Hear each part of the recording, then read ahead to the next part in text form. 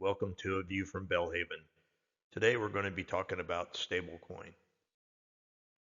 In order to understand stablecoin, we're going to have to go over the fundamentals of cryptocurrency. This includes blockchain, which is the system that stablecoins will run on, Bitcoin, which is probably the most well-known crypto, it's been around for a long time, and then finally stablecoins once we get to the end of that. But before we really get into why we're going to use stablecoins going forward, we have to have some knowledge, some background knowledge.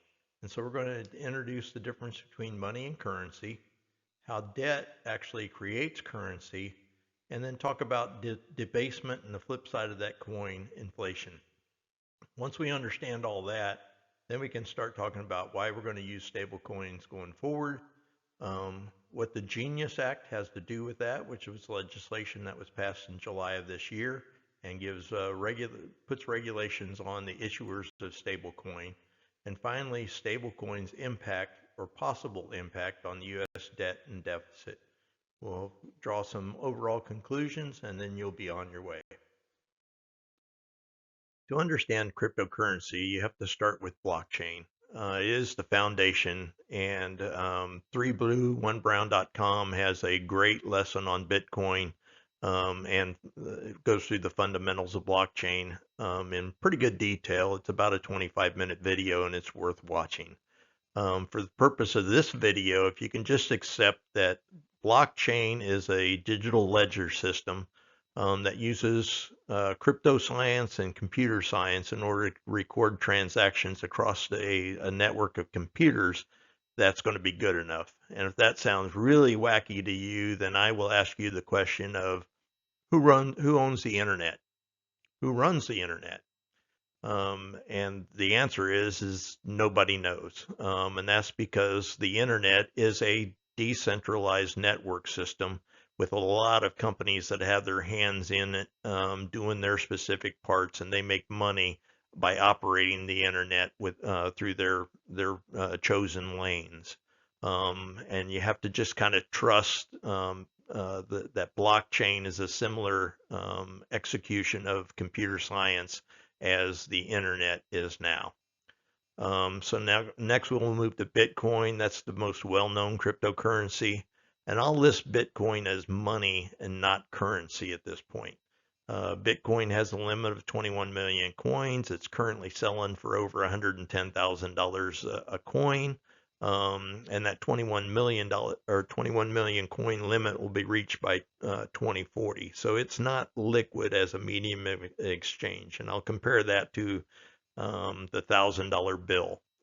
There's $1,000 bills exist. I think it's Grover Cleveland that's on the bill, but you don't use a $1,000 bill to go down to Walmart and purchase a shirt. And it's very similar with Bitcoin. And next we'll move to stable coins. And stable coins are tokens that are listed on blockchains. And there are many blockchains out there, Ethereum, Solana, Polygon, etc. And the two biggest producers of these tokens right now is Tether and Circle. And they maintain the value of the token equal to $1.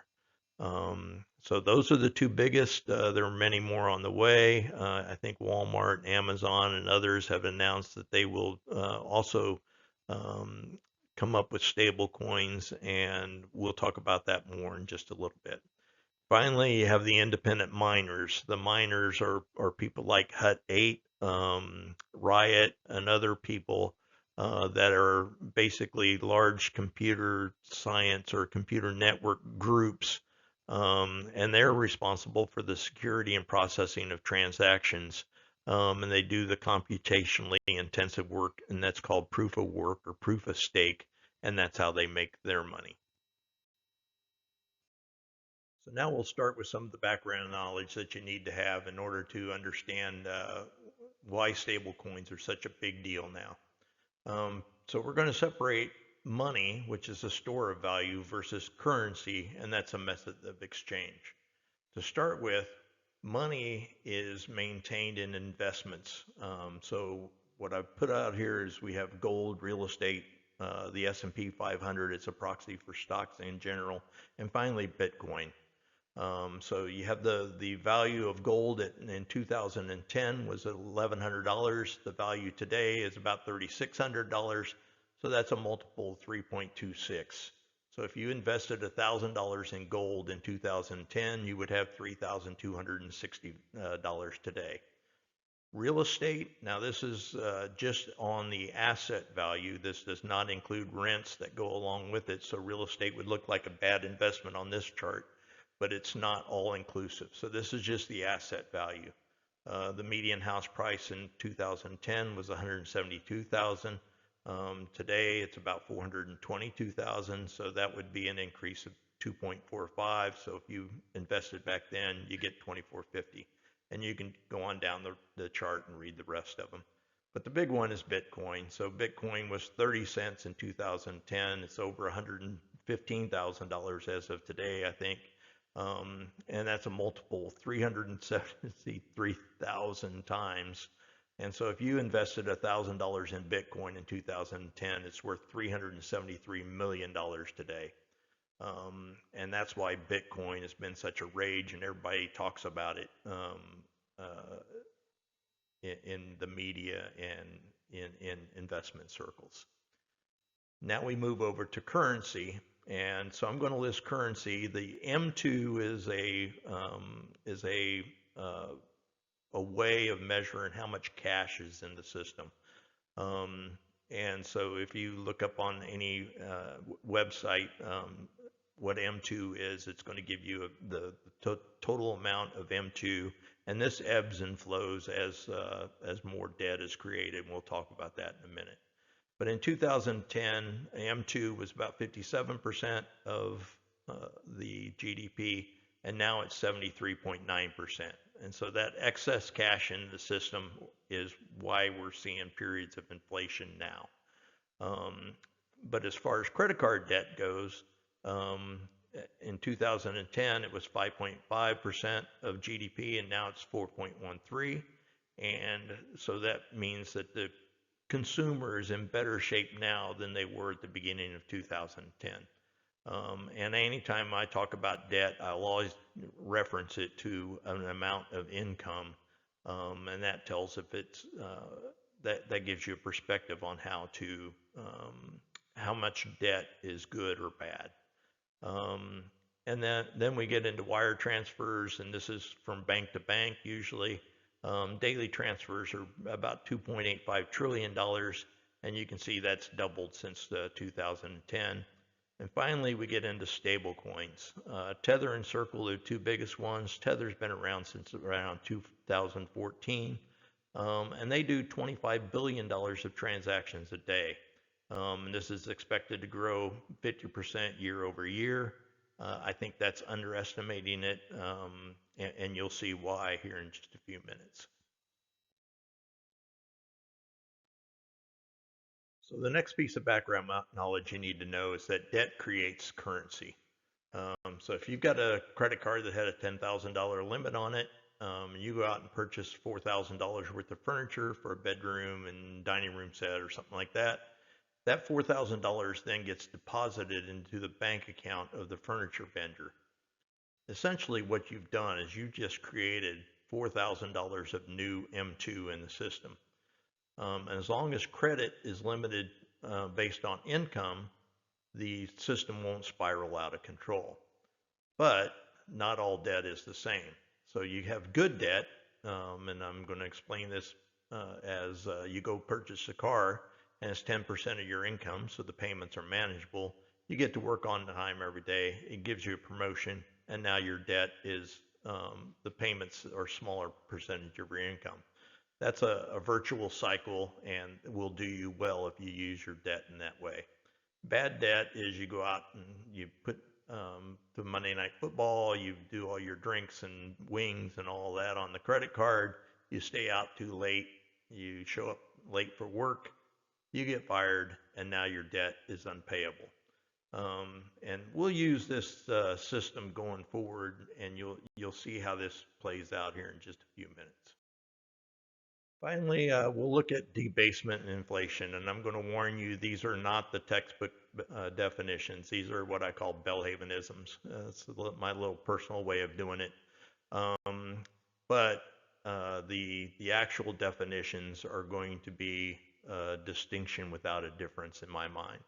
So debasement is the more currency you create, and then you remember debt is what creates currency as a percentage of GDP, which is what I'm considering income, is what will call debasement. And you can read the actual definition of debasement there. Inflation is the result of debasement. The more money that's out there floating around looking for, trying to purchase the same goods, then you'll have to spend more nominal dollars on that same good. Money is the store of wealth, and that's the whole idea of doing investments and maintaining your money is to overcome both debasement and the flip side of that coin, inflation. And so I just have a little chart here that I saw the other day, and it showed if you bought iPhones and you've been buying them all along, then if you had bought them in Bitcoin, you would have spent $162 or 162 Bitcoins on the iPhone 4S that came out in 2011. If you were invested in gold, you would have used 0.379 ounces of gold in order to buy that phone. And then you can look at the variance as you go down, but the iPhone 17 is coming out now. It's worth $1,099. Bitcoin's price is currently probably over 115,000 now, and that would be 0.008 of a Bitcoin versus 162 that you started out with. If you invested in gold, you still did well. You could buy the iPhone 17 for 0.3 ounces of gold, and you'd have about $225 worth of gold left over after making that purchase. And so that's where money is. That's what you're trying to do when you make investments, is you're trying to overcome both debasement and inflation. And now we get into why use stablecoin as a currency. And for most Americans, it won't make a whole lot of sense. But many currencies around the world are being debased faster than the US dollar. If you're in Argentina or Venezuela, they have over 200% inflation. And so if you transferred your pesos on the day that you got them into a stable coin, and then were able to transfer them back at any point in time, you're using stablecoin both as a form of money, the store of value, and the currency where you could buy. And also, once you have the stable coin, you can do cross-border transactions. And this is where it'll come down. The third bullet is where it will come down for Americas. And you will see probably Walmart, Amazon, and other institutions issue stable coins. And that's because the transaction fees are lower than credit cards and bank fees, and they're faster. Finally, you don't have to have a bank account. If you have a cell phone, you can, generate a Tether account and purchase stable coins. And then eventually, stable coins will be able to transfer between the different blockchains. And so Tether can move from Ethereum to Solana or something like that. And that probably doesn't make sense to a lot of people right now, but if you're in the cryptocurrency arena, that will make sense to you, and it will be of value to you. And now we're getting into why I made this presentation, and it's because of the Genius Act. It's legislation that was signed into law on July 18th. It was a bipartisan bill, which scares me in a way, but also holds out a little bit of hope that our legislature does work when it really comes down to it. But what it does is it provides the regulatory framework for stablecoin issuers, and it takes them out of the Wild West and gives them some guardrails that they have to live by, and that should make it put more trust in consumers. But the biggest piece of that legislation is that each token must be backed one to one by U.S. deposits or U.S. treasuries. And the U.S. Treasuries is the part that we're going to talk about. You can read the other things that it does on there, but what we're really focused on is the fact that this will generate new demand for U.S. Treasuries going forward. So let's see how stablecoin may affect the U.S. interest rates going forward. In order to do that, we'll look at how the current system works and then see what stablecoin brings into the process. So currently we're over $37 trillion in debt, and of that, about $775 billion comes due each month. In addition to the debt, the U.S. has a deficit, and that's the amount of spending that we spend in excess of taxes and other income to the government on a monthly basis. So if you add those two together and round up a little bit, that means that we're financing about $1 trillion per month in treasuries in order to maintain our current financial stability. Now, the way this has worked in the past is we've relied on insurance companies, foreign banks, U.S. banks, pension funds to go in and buy those treasuries in order to have their reserve requirements met and also meet their payment systems. Now, since the beginning of the war in Ukraine and Russia, some of that demand has shifted to gold. Specifically, China and Japan are net sellers of treasuries, and they're purchasing gold to meet their reserve requirements. That means that the price of our treasuries has come down as they've been selling off, and that makes the interest rates go up. So now let's introduce stablecoin. And so we're going to use a foreign investor in stablecoin because that is the largest percentage of the market right now. So we could take somebody from Argentina that's experiencing, 150% inflation. They're going to surrender 35,600 Argentinian pesos to buy $5,000 worth of stablecoin tokens. The Tether or Circle would then exchange that money into US dollars and purchase treasuries for that.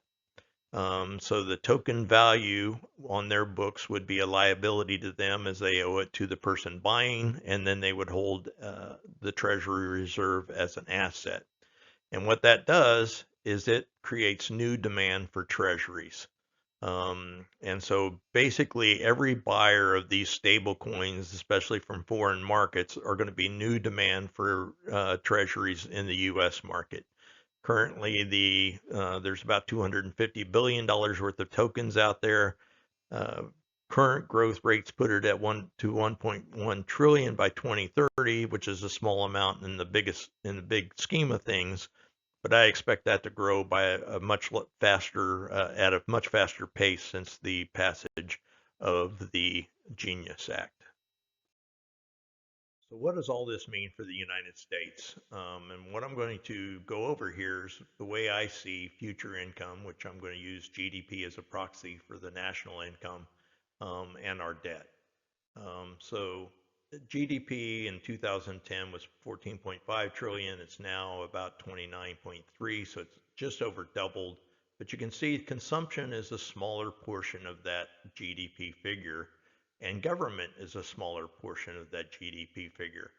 What I want to point out here is that current investment, it has increased quite a bit. Gross private investment, especially in the first quarters of 2025. You can see that investment is way up, and that's a good sign for the future part of our economy.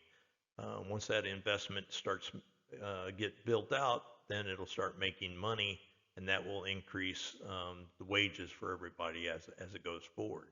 Also, look at the net exports. We were running a $1 trillion trade deficit up to this year.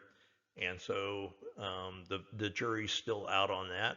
Will the tariffs balance our trade deficit? If it does, then that's another $1 trillion of GDP. Basically, that's money that's staying home.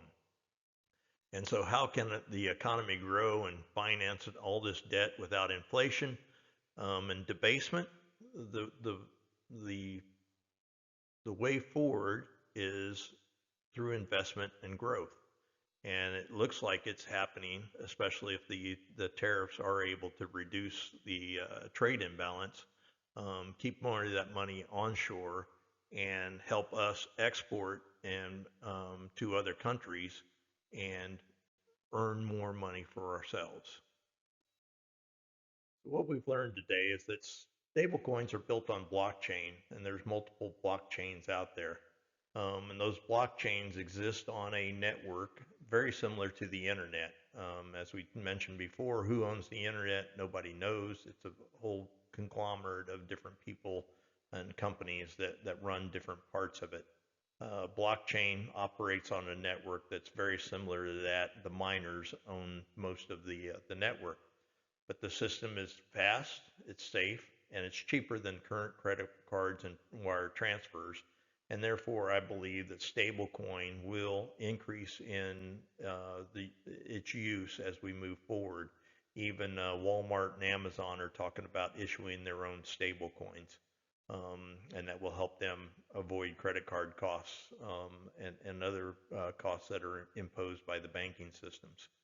Um, Finally, we had the Genius Act, and what the Genius Act did was it made each token be backed by U.S. Treasuries, along with other protections for the consumers of these tokens and users of these tokens.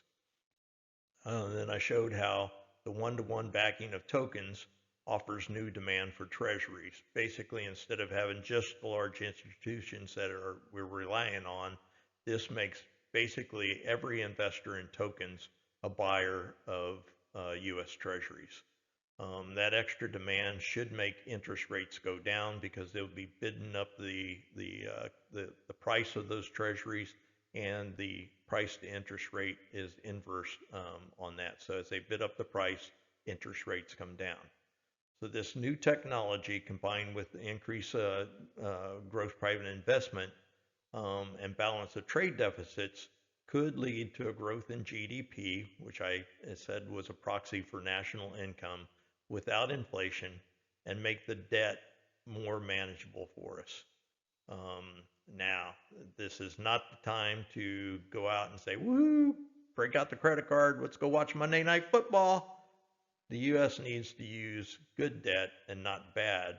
Otherwise, we will debase the dollar faster than other currencies, and stablecoin will no longer be of value. And that's the danger going forward. Can we restrict ourselves from using bad debt and keep ourselves on track to using good debt, increasing our income, and make our debt more manageable? Thanks for watching.